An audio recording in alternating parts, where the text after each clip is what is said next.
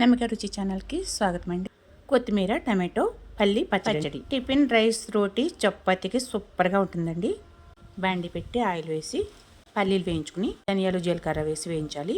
పచ్చిమిర్చి వేసి ఫ్రై చేసుకోవాలండి. సూపర్గా ఉంటుంది పచ్చడి అయితే. అన్నీ మిక్సీ జార్లో తీసుకోవాలి. వేగాక అందులో వెల్లుల్లి రబ్బులు వేసుకోవాలండి. చిన్న నిమ్మకాయ సైజ్ అంతా చింతపండు వేసుకోవాలి. రుచికి సరిపడా సాల్ట్ వేసుకోవాలి. టమాటో ముక్కలు మగ్గ పెట్టుకోవాలండి. టమాటో ముక్కలు ఫ్రై అయ్యాక కొత్తిమీర వేసుకోవాలి. కొత్తిమీర టమాటో మగ్గపెట్టుకోవాలండి. సూపర్గా ఉంటుందండి. ఇది కమ్మదనం, కొత్తిమీర ఫ్లేవర్, టమాటో రుచి అన్నీ ఏకమై టమాటో కొత్తిమీర పల్లి పచ్చడి సూపర్గా ఉంటుంది. దీనికి బండి పెట్టుకుని ఆయిల్ వేసుకుని అందుట్లో పోపు దినుసులు వేసుకోవాలి.